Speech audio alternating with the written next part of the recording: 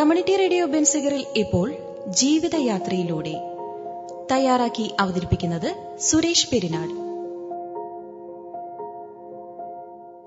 എല്ലാ മാന്യശ്രോതാക്കൾക്കും community radio Benziger അവതരിപ്പിക്കുന്ന ജീവിതയാത്രയിലൂടെ എന്ന പ്രോഗ്രാമിലേക്ക് സ്വാഗതം. ഞാൻ സുരേഷ് പെരിനാട്.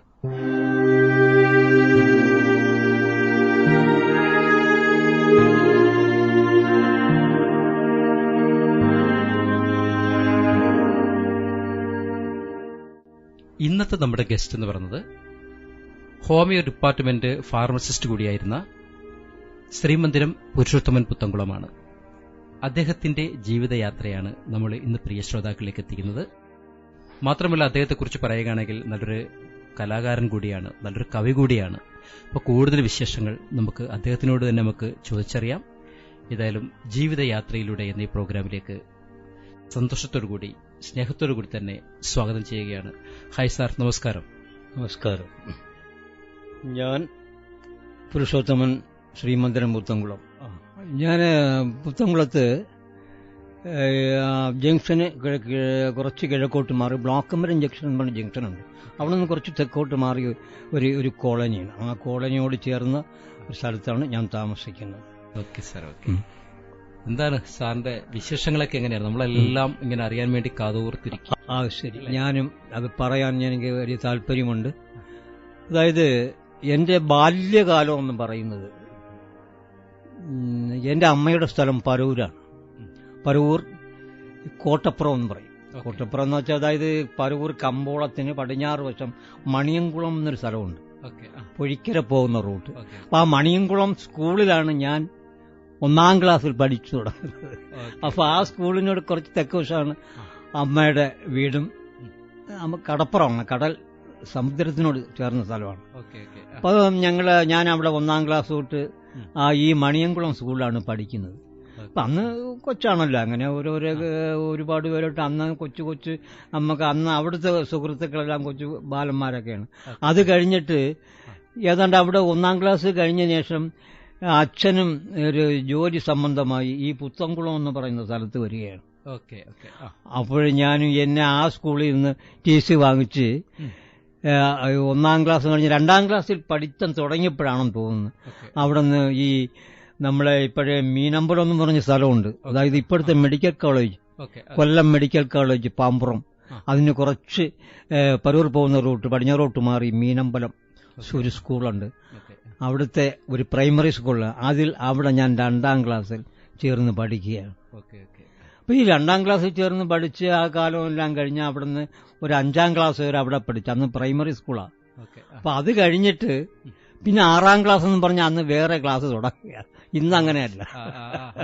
അപ്പോൾ അത് 5ാം ക്ലാസ് വരെ പഠിച്ചിട്ട് പിന്നെ 6 പറഞ്ഞ് first, second, third, fourth, fifth, sixth ഇങ്ങനെ പോകും. അപ്പൊ അവിടെ അങ്ങനെ പഠിച്ചുകൊണ്ടിരിക്കുന്ന അവസരത്തിൽ ഞാൻ 6ാം ക്ലാസ്സിൽ എന്നെ ഭൂതക്കുളം ഹൈസ്കൂളിൽ ഞാൻ അവിടുത്തെ ഒരു വിദ്യാർത്ഥിയാവുകയാണ്. അപ്പം അതിനുശേഷം നമുക്കവിടെ സുഹൃത്തുക്കളുണ്ടെന്നൊരു പഴയൊരു സ്കൂളാണ്.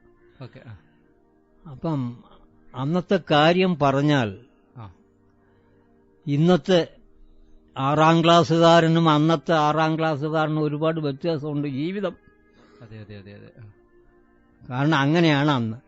ഇന്ന് കാലത്തെ ചായ, കാപ്പി, അത് കഴിഞ്ഞാൽ 10 മണിയാകുമ്പം വേറെ കാപ്പി, ഉച്ചയ്ക്ക് ഊണ്, പിന്നെ വൈകിട്ടൊരു 4 മണി 3 മണിയാകുമ്പം ചായ, കടി.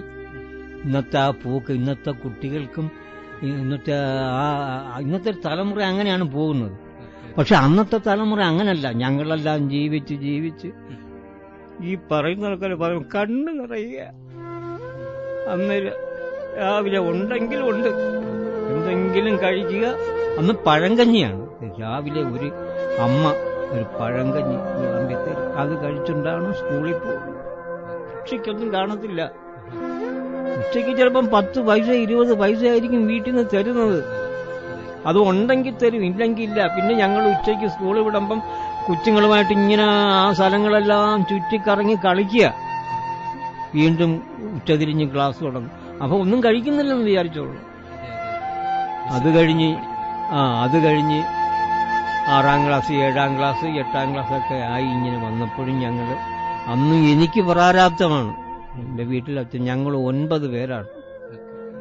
അച്ഛൻ കൂലിപ്പണിക്ക് പോകുന്ന ആളാണ്.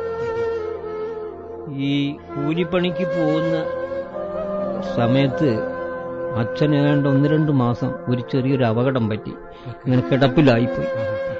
കിടപ്പിലായിപ്പോയപ്പോൾ എൻ്റെ ഇളയത് 4-5-6 പേരുണ്ട്. ഞാനാണ് എല്ലാത്തിലും മൂത്ത ആളാണ്. അച്ഛൻ ഈ കിടന്ന കിടപ്പിൽ അച്ഛന്റെ സുഹൃത്തുക്കൾക്കൊക്കെ രാവിലെ അച്ഛൻ എഴുന്നേറ്റ് എല്ലാവർക്കും ഓരോ കത്ത് എഴുതി തരും. എന്താണെന്ന് അത് അറിയാൻ എന്താ എഴുതിയിരിക്കുന്നെന്ന്. ഒട്ടിച്ചാണ് തരുന്നല്ലേ? ഒട്ടിച്ചാ തരുന്നത്. ഞാൻ ഈ കത്ത് കൊണ്ട് ഈ അഡ്രസ് നോക്കി എല്ലാവരെയും വീട്ടിൽ കൊണ്ടു കൊടുക്കും രാവിലെ. ചുരുക്കി പറഞ്ഞാൽ ഒരു ഭിക്ഷാടനം തന്നെ. ആ രംഗമൊക്കെ ഓർക്കാൻ ഒക്കത്തില്ല.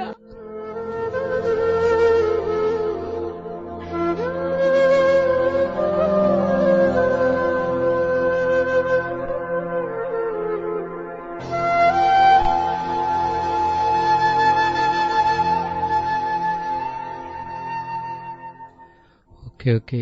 അത് ഈ മരുന്നൊക്കെ വാങ്ങാൻ വേണ്ടിയിട്ടുള്ള അല്ലേ? ഈ കത്ത് വായിച്ചിട്ട് ഈ കത്തിനകത്ത് 2-3 രൂപ, അന്ന് 1 രൂപ 2 രൂപ എന്ന് പറഞ്ഞ് വിലയുള്ള കാലമാണ്. ഇന്ന് എനിക്ക് വയസ്സ് 78 എന്റെ 10-11 വയസ്സുള്ളപ്പോഴാണിത്.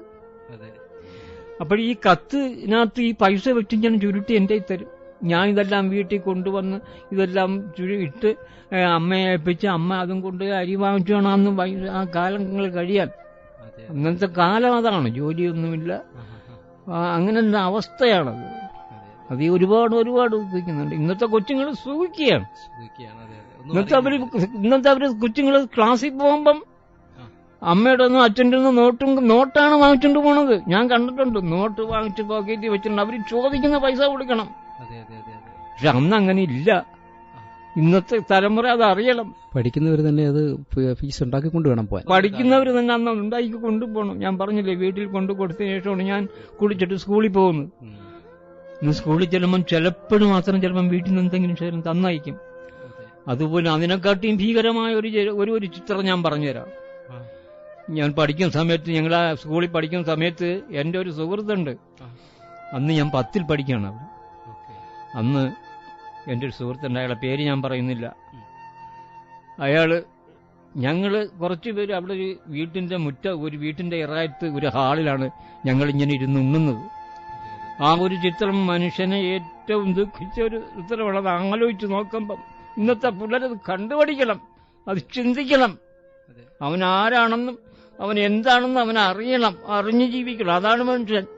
അപ്പൊ ഞങ്ങളിങ്ങനെ ഉണ്ടുകൊണ്ടിരിക്കുമ്പം എന്റെ സുഹൃത്ത് അവൻ ഒരു ഇല കൊണ്ട് ഞങ്ങളെ മദ്യത്തിലിടും. ഞങ്ങളെല്ലാം ചോറ്, ഓരോ പിടിച്ചോറ് അവന്റെ ഇലയിലിടും. കറിയും ചമ്മന്തിയും ചോറും അന്ന് കൊണ്ടുപോകുന്നു. കുറച്ച് ചമ്മന്തിയും ഒരു പിടിച്ചോറും അവന്റെ ഇലയിലിട്ട് അവനും അവന്റെ കൂട്ടത്തിൽ ഞങ്ങളിരുന്ന് ഊട്ടും. ഇന്നങ്ങനെ നടക്കുവോ? ആരുണ്ട് ചെയ്യുന്നത്? ആ ഒരു രംഗമാലൊക്കെ അന്നത്തെ കുട്ടികളെ, അന്നത്തെ ആ കാലം ഞാൻ ആലോചിക്കുകയാണ്. ഇന്നത്തെ കുട്ടികളത് പഠിക്കേണ്ടുന്ന ഒരു ചിത്രമാണത്. കണ്ണു നിറഞ്ഞു പോകും. നമ്മൾ ഏതൊരുത്തന്റെയും ഹൃദയം പൊട്ടിപ്പോണ രംഗങ്ങളാണ്. അതെ, ഇപ്പൊ പറഞ്ഞപ്പോ തന്നെ നമുക്കത് വല്ലാണ്ട് എന്താ പറയാൻ വാക്കുകളില്ല, വല്ലാണ്ട് ഫീൽ ചെയ്തു. പക്ഷെ ഇന്ന് അങ്ങനെയൊന്നുമില്ല. ഇന്ന് എല്ലാം ഇന്നത്തെ തലമുറ അവരെ കൈ കാശുണ്ട്. അവൻ ആ കാശ് വെച്ചിട്ടുണ്ട്. അവൻ വഴി തെറ്റുകയാണ്. നമ്മൾ എത്ര പരസ്യം, എത്ര വാർത്തകൾ അറിയുന്നു. അവനിങ്ങനെ കഞ്ചാവ് വലിക്കുന്നു, അല്ലെങ്കിൽ ചരസ് കഴിക്കുന്നു, കുടിക്കുന്നു, അവൻ പോകുന്നു, അവൻ വെള്ളമടിക്കുന്നു, ഇല്ലേ? അപ്പൊ അതിനു വേണ്ടി അവന്റെ ഈ പൈസ ഉണ്ടെന്ന് അത് രക്ഷകർത്താക്കളാണ് ഒരു ചുരുക്കി പറഞ്ഞ് അവനെ ഇല്ലാതാക്കുന്നത്. അപ്പം ചോദിക്കുന്നതെല്ലാം രക്ഷകർത്താവ് കൊടുക്കുകയാണ്. സത്യം പറഞ്ഞാൽ രക്ഷകർത്താക്കള് എന്റെ മക്കളല്ലേ, അവര് വിശന്നിരിക്കരുത് എന്നാണ് കൊടുക്കുന്നത്. പക്ഷെ ഇത് എന്തിനു വേണ്ടി ഉപയോഗിക്കുന്നില്ല. ഇന്നത്തെ വിദ്യാർത്ഥികളും അല്ലെങ്കിൽ ഇന്നത്തെ ആ തലമുറ ആലോചിക്കണം. നമ്മൾ എന്തെങ്കിലും ഇങ്ങനെ പോയാൽ അത് നമ്മളെ വീട്ടുകാർക്ക് എന്ത് ദുഃഖമായിരിക്കും. അല്ലെങ്കിൽ നമ്മൾ ആ ലൈനിൽ പോകരുത്, അവർ നമ്മൾ അങ്ങനെയാണ് വളർത്തുന്നത് എന്നൊരു ചിന്ത ഇന്നത്തെ തലമുറയ്ക്ക് ഇല്ല. ശരിയല്ലേ? തീർച്ചയായിട്ടും. എനിക്ക് തോന്നുന്നു അതിന്റെ പിന്നിലുള്ള ആ ഭവിഷ്യത്ത് ഇവർക്ക് അറിയാൻ പറ്റുന്നില്ല, അല്ലെങ്കിൽ മറ്റൊരാൾ പറഞ്ഞു കൊടുക്കുന്നില്ല. ഒന്നും പറയുന്നില്ല. അതിനുശേഷം ഞാൻ SSLC എല്ലാം കഴിഞ്ഞ ശേഷമാണ് ഞാൻ കൊല്ലം ITIയിൽ വന്ന് ചേരുകയായിരുന്നു. കല്ലുപാലത്തിനടുത്തൊരു ഇൻസ്റ്റിറ്റ്യൂട്ട് ഉണ്ടായിരുന്നു, ബി ഇൻസ്റ്റിറ്റ്യൂട്ട് എന്നും പറഞ്ഞു. പഠിച്ചുകൊണ്ടിരിക്കുന്ന സമയത്ത് ഞങ്ങൾ അവിടെ ഒരു സമരത്തിൽ പങ്കെടുത്തു. അത് SM കോളേജിന്റെ അടുത്ത്, ഫാത്തിമ കോളേജിന്റെ അടുത്ത് ഞങ്ങൾ ഇവിടെ നിന്ന് ജാഥയായിട്ട് പോയി. അന്ന് ഞങ്ങളെ കൊല്ലം റെയിൽവേ സ്റ്റേഷന്റെ അടുത്ത് വെച്ച് പട്ടാളക്ക് പോലീസുകാരെന്നിട്ട് അങ്ങനെ ഞങ്ങളെല്ലാം കൂടി റെയിൽവേ സ്റ്റേഷന്റെ കോമ്പൗണ്ടിൽ കയറി. അങ്ങനെ എന്റെ കണ്ണിനൊക്കെ അന്ന് പരിക്ക് പറ്റിയായിരുന്നു. ഇപ്പോഴും എന്റെ ഇടത് കണ്ണിന് കാഴ്ച, അങ്ങനെയാണ് ഈ കണ്ണിന് കാഴ്ച എനിക്കറിഞ്ഞ. അങ്ങനെ ഒരുപാട് സ്ഥലത്ത് 2-3 മാസം മെഡിക്കൽ കോളേജിൽ ഞാൻ കിടന്നു. അന്ന് എനിക്ക് ബി ഇൻസ്റ്റിറ്റ്യൂട്ടിൽ പരീക്ഷ എഴുതാൻ പറ്റിയില്ല. അപ്പോൾ മെഡിക്കൽ കോളേജിൽ കിടന്നതിന് ശേഷം ആ കണ്ണിന് തകരാറാണെന്ന് ഡോക്ടർ പറഞ്ഞു.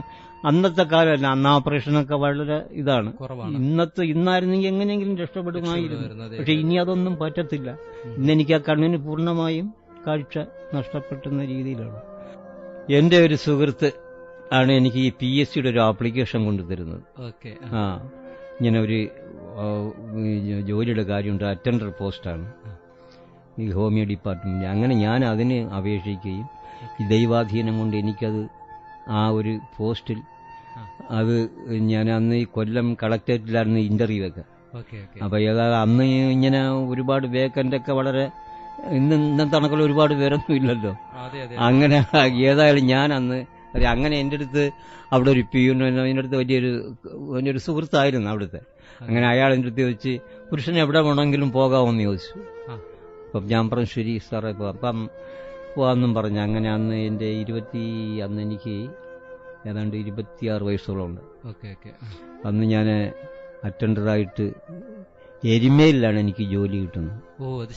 വെച്ചുച്ചിറ എരുമേലി ഒരു ഹോമിയോ ഡിസ്പെൻസറിയിൽ ഞാൻ വേറോട്ട് കയറുകയാണ്. അതിനുശേഷം പിന്നെ വിവാഹമൊക്കെ ആയി. അങ്ങനെ അത് ഇങ്ങനെ അങ്ങ് പോയി. അത് കഴിഞ്ഞിട്ട് അവിടെ 2-3 വർഷം അവിടെ ജോലി ചെയ്തു. അതിനുശേഷം അവിടെ നിന്ന് എനിക്ക് 2 വർഷം കഴിഞ്ഞപ്പോൾ എന്നെ ഒരു ട്രെയിനിങ് ഉണ്ടായിരുന്നു, അതിന് ഞാൻ പോയി. അതിനുശേഷം എന്നെ ഈ 5 വർഷം 6 വർഷം ഉണ്ടായിരുന്നു അതിന് ഫാർമസിസ്റ്റായിട്ട് എനിക്ക് കയറ്റാൻ കിട്ടുകയും ചെയ്തു. അങ്ങനെ കോട്ടയത്തായിരുന്നു. അത് കഴിഞ്ഞ് കോട്ടയത്തോട്ട് പോയി. കോട്ടയത്ത് 2-3 വർഷം ജോലി നോക്കി. അതിനുശേഷം കോട്ടയത്ത് നിന്ന് ഞാൻ വന്നത് പത്തനാപുരത്താണ്. അങ്ങനെ അവിടെ നിന്ന് പിന്നെ പത്തനാപുരത്തിന് 2-3 വർഷം ജോലി ചെയ്തതിനു ശേഷം പിന്നെ നമ്മള് കൊല്ലം ഡിസ്ട്രിക്റ്റ് കിട്ടി. പിന്നെ തിരുവനന്തപുരം ഡിസ്ട്രിക്റ്റ് ജോലി ചെയ്തു. ഇങ്ങനെ ഇരിക്കുന്ന അവസരത്തിൽ എനിക്ക് ആദ്യം ജോലി കിട്ടിയെന്ന് പറഞ്ഞല്ലോ. അപ്പൊ അതിന് മുമ്പ് തന്നെ ഞാൻ കാഥികനായിരുന്നു. ഇതിനിടയ്ക്കൊരു കഥാപ്രസംഗത്തിനൊക്കെ തട്ടിക്കൂട്ടി. അത് ഈ ജോലി കിട്ടുന്നതിന് മുമ്പ്. അന്ന് കുറച്ച് പേര് നമ്മുടെ സുഹൃത്തുക്കളെല്ലാം കൂടി ചേർന്ന് തന്നെ ഞാൻ അന്ന് സ്കൂളിൽ പാടൊക്കെ ചെയ്യുമ്പോഴേ എനിക്ക് സമ്മാനം കിട്ടുമായിരുന്നു. അപ്പൊ അതിനുശേഷം സുഹൃത്തുക്കളെല്ലാം കൂടെ എന്നെ ചൂടാക്കി. അങ്ങനെ ഞാനൊരു കാഥികനായി. സപ്പോർട്ട് കുറച്ചു നാൾ അങ്ങനെ ഒരു ജോലി കിട്ടിയിട്ട് ഞാൻ കഥാപ്രസംഗത്തിന് പോകുമായിരുന്നു. അപ്പൊ എനിക്ക് ജോലി കിട്ടിയത് ഈ എരുമേലിലാണെങ്കിലും റാന്നിയിലൊക്കെ ഞാൻ കഥയ്ക്ക് പോകുമായിരുന്നു. അങ്ങനെ ഇരുന്നപ്പോ ഗവൺമെന്റിൽ നിന്ന് എങ്ങനെ ആര് പറഞ്ഞോന്നൊന്നും അറിയാൻ വയ്യ, ഒരു പേപ്പർ വന്ന് നമുക്കങ്ങനെ പോകാൻ പാടില്ല എന്ന്. അന്ന് സർവീസ് ഇരിക്കുന്നവർക്ക് പൊതുരംഗത്തേക്ക് മറ്റേ കലാരംഗത്തേക്കൊന്നും പാടില്ല, പ്രോഗ്രാം ചെയ്യാൻ പാടില്ല. അങ്ങനെ പിന്നെ ഈ കഥാപ്രസംഗം എന്നുള്ള പരിപാടി ഞാൻ അങ്ങ് നിർത്തി. ആകെ ഉണ്ടായത് മനസ്സിലുണ്ടാകുന്ന ഒരു സന്തോഷമായിരുന്നു. അത് മനസ്സിലുണ്ടായിരുന്ന സന്തോഷമായിരുന്നു. പിന്നെ ഞാൻ പിന്നെ അത് തന്നെ ഈ പോകുന്ന അന്ന് പരവൂരായിരുന്നു താമസിച്ചിട്ടിരുന്നത്, ഇപ്പോഴും ഈ പുത്തംകുളം എന്ന് പറയുന്ന സ്ഥലത്ത്. അപ്പൊ അതിനുശേഷം ഈ ജോലിക്ക് പോയി കഴിയാൻ നമ്മൾ അവിടെ ഈ സെറ്റിംഗ് ഒക്കെ ശരിയാക്കുന്ന വലിയ പാടാ. അതുകൊണ്ടാണ് പിന്നെ ഞാൻ മതിയാക്കിയത്. അപ്പൊ കഥ ഞാൻ തന്നെ എഴുതി ഞാൻ തന്നെ അവതരിപ്പിക്കുമായിരുന്നു. അങ്ങനെ എഴുത്തൊക്കെ ഉണ്ടല്ലേ? എഴുത്തൊക്കെ ഉണ്ട്. അപ്പൊ ഈ എഴുതാനുള്ള പ്രചോദനമൊക്കെ എങ്ങനെ കിട്ടിയത്? എഴുതാനുള്ള പ്രചോദനം കിട്ടിയെന്ന് പറഞ്ഞാല് നമുക്ക് ഒരുപാട് ജീവിത അനുഭവങ്ങളുണ്ടല്ലോ. അപ്പൊ ആ ജീവിത അനുഭവങ്ങൾ വെച്ചുകൊണ്ട് ഞാൻ 1-2 കഥകളൊക്കെ എഴുതിയിട്ടുണ്ട്. കഥകൾ എഴുതി പിന്നെ പത്രത്തിലെ മാസികയിലൊക്കെ ഞാൻ കൊടുത്തിട്ടൊക്കെ ഉണ്ട്, കൊച്ചു ഗാനങ്ങളൊക്കെ അന്ന്. ഏതായാലും നമുക്കൊരു ചെറിയൊരു ബ്രേക്ക് എടുത്തിട്ട് വരാം.